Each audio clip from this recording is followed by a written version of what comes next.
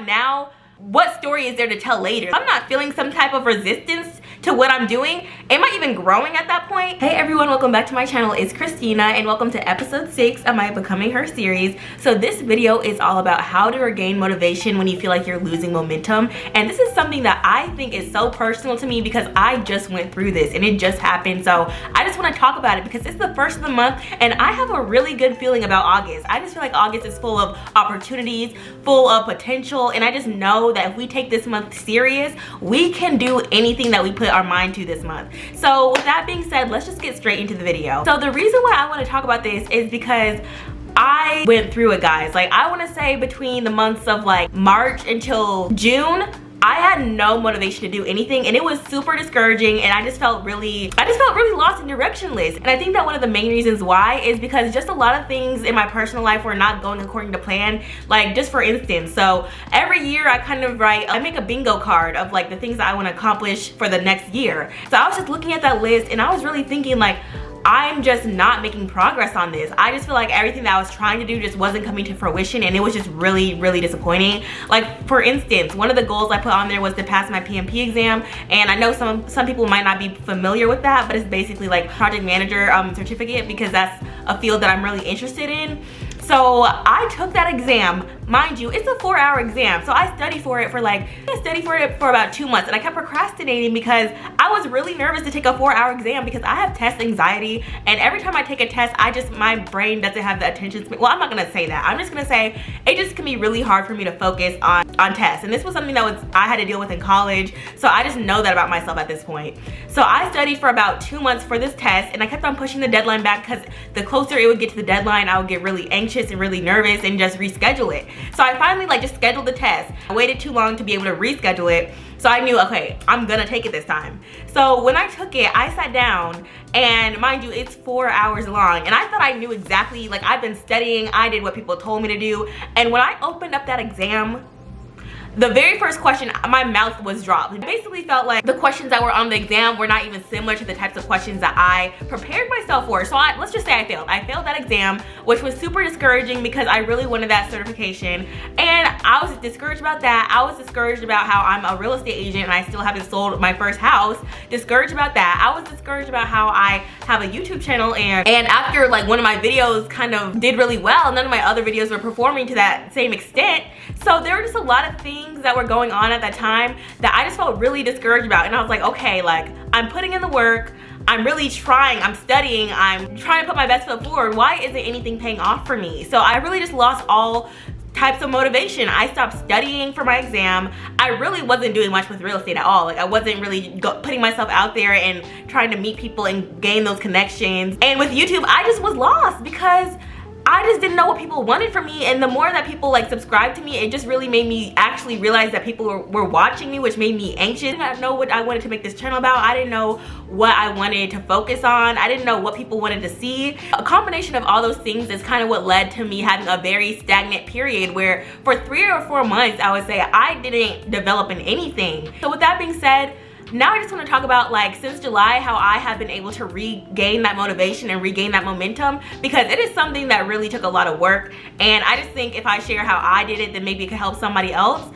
So yeah, so now I'm just going to talk about some of the reasons why I lost motivation. And I kind of touched on it, but I'm just going to go through it real quick. And the first reason is because I lost direction. Like, when it came to YouTube, I just did not know what direction I wanted to take that in, and it just made me not do anything because the idea of doing it and the idea of putting myself back out there made me really nervous, you know? So that was the first root cause of why I lost motivation. The second one was self-doubt. When it came to real estate, I really doubted if I had the ability to be the best agent, because when it comes to something, like, I'm fine doing things for myself and learning how to do it, but when it's something that I could do that could impact someone else, I take that so seriously and I really want to make sure I do it to my fullest and best potential. So just the idea of not knowing enough and the idea of one mistake that I make could potentially impact someone else, that really got to me.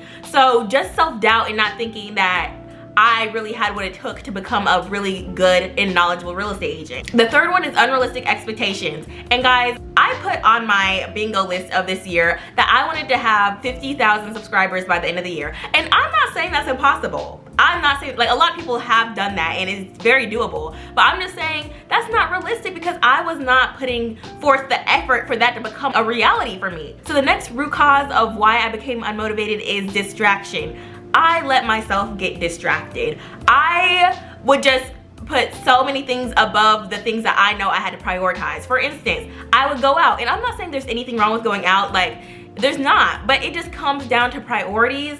And for me, I did not prioritize the things that needed to be prioritized at all. And the next root cause is procrastination, because once something doesn't go your way the way that you want it to go, and you just think, okay, what if I fail again? That can be a really staggering feeling and make you just nervous to start again. So I would definitely say procrastination, but one thing that led to my procrastination was the fear of not succeeding at something again. And the last root cause was that I did not see my work pay off. And it can be really discouraging when you really try. Like, it's not like, okay, sometimes we say we want something but we don't put forth the foot forward. So it's like, okay, if I didn't get that, it was on me because I didn't try. But with some of the things that I was trying to do, I really felt like I was putting my best foot forward to achieve something. So when I felt like I was putting in the work, I was really trying and applying myself to something, but I didn't see that work pay off, it just really discouraged me, which caused me to lack motivation. Okay, so now that I started with the root causes of why I lost motivation, let's get into how I regained it. So the very first thing that I had to do was set realistic expectations.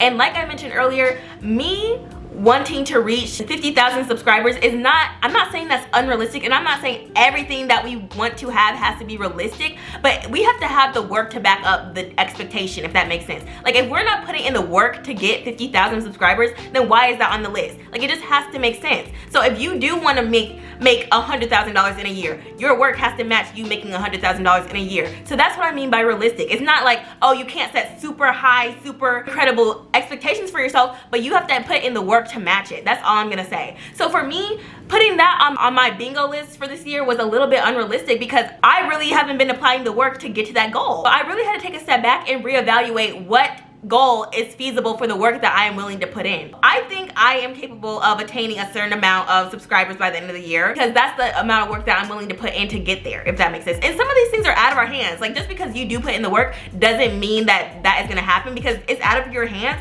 but all you need to worry about is putting in the work. Because another point is, like I said earlier, I didn't see my work pay off, but one thing that I realized is all you have to worry about is doing the work, and God will take care of the rest. And so ever since I kind of submitted to that mindset, it's so true, because there is only so much that we have control over, and if we don't have control over it, we just have to give it to God and just continue to put in the work. So yeah, that's the first one, is setting realistic expectations. Okay, so now that we did that, the next one we have to do is reevaluate our priorities. Getting to where we want to be is gonna take sacrifice. It's gonna take sacrifice regardless. And one thing that I realized is that we give our time to the things that we care about. So if we're giving our time to scrolling on social media for 3 hours a day, what are we saying? I think, let me not speak for other people, but to me, when I noticed that I was doing that, that said that I don't care enough about the goals that I want to accomplish. And by no means am I saying that we should never have those leisurely moments, that we should never take time to relax and just decompress. We 100% need that. But to me personally, I just realized that I was making these things habits. I was making it a habit to scroll and to just give my attention to things that really doesn't need that much attention. Being on TikTok for 4 hours a day, not healthy, not normal, not productive. And it's about what we make our habits, because it's no issue having leisure time that we designate in our day to relax and decompress. But if we make it a habit to waste so much time on things that do not contribute to where we want to be, that's when I personally saw it in myself as it was becoming an issue. So with that being said, I really just had to reevaluate my priorities and kind of take notice of the things that I was making into bad habits, like scrolling, like going out on the weekend when there was really nothing out there for me. Like, I just had to realize that some of these things I'm doing can wait till I accomplish the things that I said to myself I want to accomplish by the end of this year. So the next thing that I had to do is find like-minded people, and this can be easy. Like, I know what you're thinking, like, that's easier said than done, and yes, like, I get that, but you don't know how many resources are out there. Like, it is so easy just to find things if you look for it. And I'm sure whatever you're interested in and whatever goal you're trying to reach, I'm sure somebody else has the same exact thing that they're trying to do as well. So what I would strongly suggest is go on Eventbrite, go on Google, because for me, I just found a study group that helps me study for my exam. And just having other people who are going through the exact same thing that you're going through and you guys can bounce motivation off of each other is so helpful. For instance, how I told you guys I'm in real estate and everything, if it wasn't for my one friend who we started at the same brokerage at the same time, who has been keeping me motivated, like she doesn't even know how much she is the reason why I haven't quit, because she just is such an uplifting person and like it means the world. And like, so the times when I feel like quitting and I tell her how I feel and she just like knocks the idea out of my head, like it just is so crucial to have people that you can literally like tell about how you feel and they can keep you remotivated. So definitely just try to look for a circle, just look for a study group, anything that surround you with people who are going through the exact same thing that you're going through. And the next thing that really helped me regain motivation is I had to realize that it's supposed to be hard. Like, for me, it was such a discouragement when things weren't going my way and I'm like, this is just so difficult, like I want to quit, why is it so hard?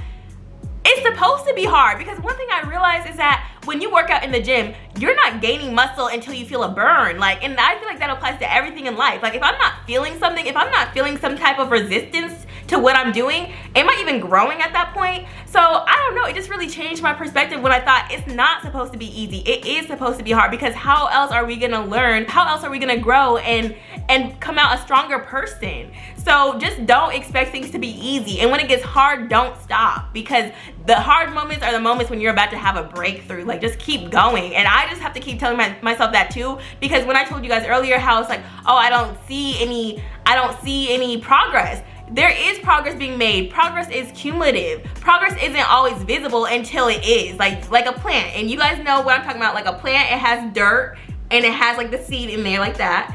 And then you don't see a plant until it sprouts, because all the growing is happening underneath and then it comes up like a tree. So yeah, that was my little analogy for the day.